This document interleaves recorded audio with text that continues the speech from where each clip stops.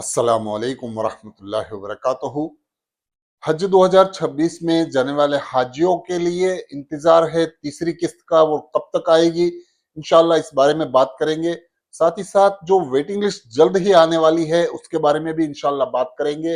और साथ ही साथ जिन हाजियों को हज कमेटी की तरफ से कॉल आता है उनको ख्याल रखना है किस चीज का, इसके बारे में पूरी बात करेंगे इंशाल्लाह। बने रहिए मेरे साथ और देखिए पूरा वीडियो, तो सही जानकारी मिलेगी इंशाल्लाह। जितने भी हाजी चैनल पर नए हैं, चैनल को सब्सक्राइब कीजिए, लाइक कीजिए, अपने दोस्तों के साथ शेयर जरूर कीजिए।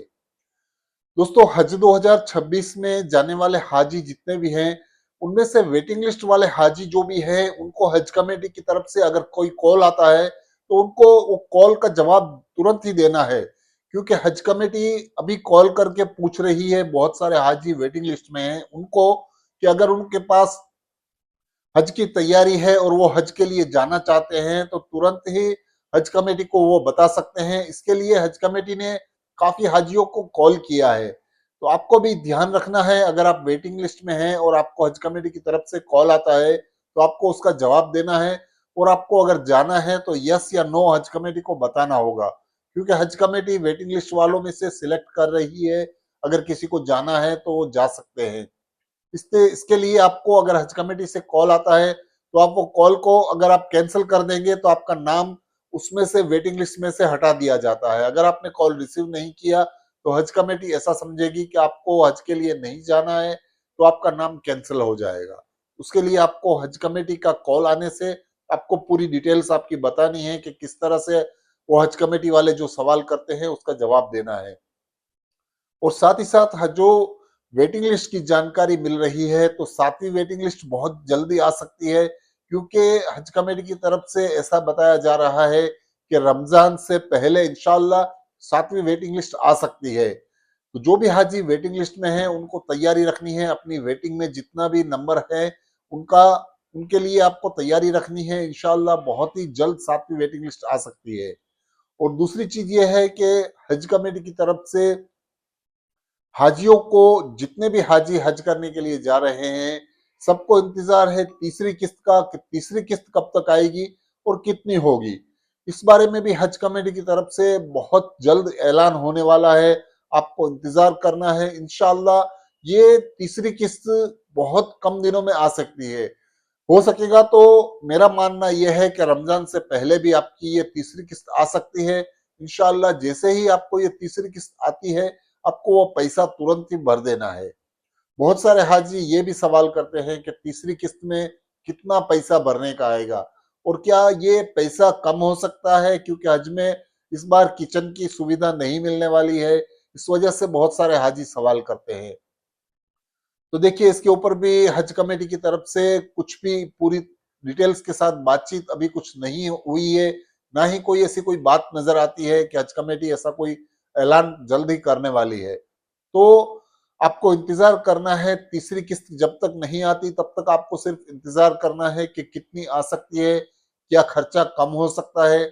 आपको ये तैयारी रखनी है कि किचन आपको नहीं मिलेगा, आपको खाना नहीं बनाने को मिलेगा, आपको वहां पे जाके खुद खाना नहीं बनाना है। वहां जाके आपको कहीं पे भी कैटरिंग सुविधा लेनी है या तो होटल में जाके आपको कहीं खाना है। इस बारे में अगर होगा तो मैं आपको बहुत जल्द एक नया वीडियो बना के दूंगा, जिसके अंदर में पूरी जानकारी आपको मिलेगी कि कहाँ सस्ता खाना मिलेगा हज में और कैसे मिलेगा। ये पूरा एड्रेस के साथ मैं आपको इंशाल्लाह अगले वीडियो में बताऊंगा। इस बार मैं आपको ये सिर्फ जानकारी देने वाला हूं कि ये जो हज कमेटी की तरफ से बताया गया है कि किचन की सुविधा नहीं मिलेगी, तो आपको जितनी भी चीजें खाना पकाने की है उसको लेकर नहीं जाना है। आपको सिर्फ वो ऐसी चीजें लेकर जाना है कि जिसके अंदर में आप सूखी चीजें हों वहां पर खा सके, या तो ब्रेकफास्ट के अंदर में खा सकते हैं या तो आप सिर्फ ऐसी चीजें लेकर जा सकते हैं। बहुत सारे हाजी सवाल ये भी करते हैं कि हम लोग चाय के आदी हैं तो हमें काफी तकलीफें होगी। उसके लिए मैंने पिछले बहुत सारे वीडियो में भी आपको बताया है कि चाय के लिए आपको सिर्फ यहाँ से जो भी टी बैग्स आते हैं वो लेकर जाने हैं। टी बैग्स लेकर जाने से आपको आसानी रहती है। आप वहां पे डिस्पेंसर में गर्म पानी आता है, उससे चाय बना के भी पी सकते हैं। वहां पे दूध मिलता है, आप वहां पे बोतल से दूध भी ले सकते हैं अगर चाहे तो यहाँ से आप मिल्क के पाउडर का पैकेट आता है वो भी लेकर जा सकते हैं। आसानी से आप अपनी चाय भी बना सकते हैं। तो ब्रेकफास्ट अगर आप खुद अपने आप से कर लेंगे तो आपका खर्चा भी कम होगा।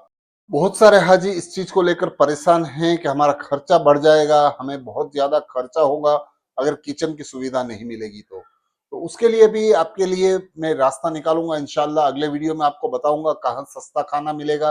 और मैंने पिछले सारे वीडियो में भी आपको बताया है कि किस तरह से आपको पैसा बचाना है, तो किस तरह करना है। अगर आप एक साथ 3-4 आदमी हैं तो आप रेस्टोरेंट में भी खा सकते हैं। वहां पर आपको बहुत ही सस्ता और अच्छा खाना भी मिल सकता है, कम पैसों में मिल सकता है। जैसे कि एक करी की कीमत वहां पे 8 से 10 रियाल रहती है, तो वो करी आप 2 से 3 आदमी मिलके खा सकते हैं। रोटी वहां पे 1 से 2 रियाल में 2-3 रोटी मिल सकती है। इस तरह से आप अपना खाना भी अच्छी तरह से खा सकते हैं। 3-4 आदमी अगर मिल के खाएं तो आराम से वो अपना खाना भी खा सकते हैं। और अगर आप कैटरिंग से खाना चाहते हैं तो कैटरिंग की सुविधाएं भी वहां पे आपको बिल्डिंगों में मिलेगी। हज कमेटी की तरफ से भी ऐसा बताया जा रहा है कि कैंटीन की सुविधा की जाएगी, लेकिन वो अनऑफिशियल होगा, जिसको आपको ऑफिशियली आपको हज कमेटी ने ऐलान नहीं किया है। अगर कोई हज कमेटी से ऐसी बातचीत होगी तो वो आपको बताएंगे। लेकिन अगर आपको कैटरिंग से भी कोई सुविधा लेनी है तो आपको आपकी बिल्डिंगों में खाना पहुंचा दिया जाता है। अगर आपको इस तरह से भी खाना है तो ऐसे भी खा सकते हैं। उसके अंदर में आपको अगर 3 से 4 लोग हैं और 2 आदमियों का भी अगर आप खाना ले लेते हैं और बाहर से 1-2 रियाल की रोटी ले लेते हैं तो वो खाना भी आप वो आराम से 3 से 4 लोग खा सकते हैं 2 आदमियों के खाने में। इस तरह से भी आपका पैसा बच सकता है। यानी कि हाजियों को परेशानी ये है कि खर्चा कहाँ बचाएं हम। क्योंकि हाजियों का हज जो होता है वो छोटे छोटे पैसे जोड़कर हाजी अपना हज का प्रोग्राम बनाते हैं। और इस तरह से जब सडनली कोई चेंजेस आ जाता है तो हाजियों को दिमाग में यही परेशानी होती है कि हमारा खर्चा कैसे होगा, हम कैसे खर्चा कम करें। इस तरह की बातें उनके दिमाग में चल रही होती है। तो इंशाअल्लाह अल्लाह पर यकीन रखिए, आपका हज बहुत ही आसान हो जाएगा। खाने का भी कुछ इंतजाम अल्लाह कर देगा, बहुत ही सस्ता खाने का इंतजाम हो जाएगा।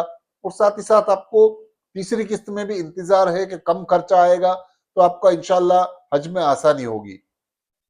तो तीसरी किस्त के अंदर में भी इंशाल्लाह हज कमेटी की तरफ से जल्द ही ऐलान होने वाला है।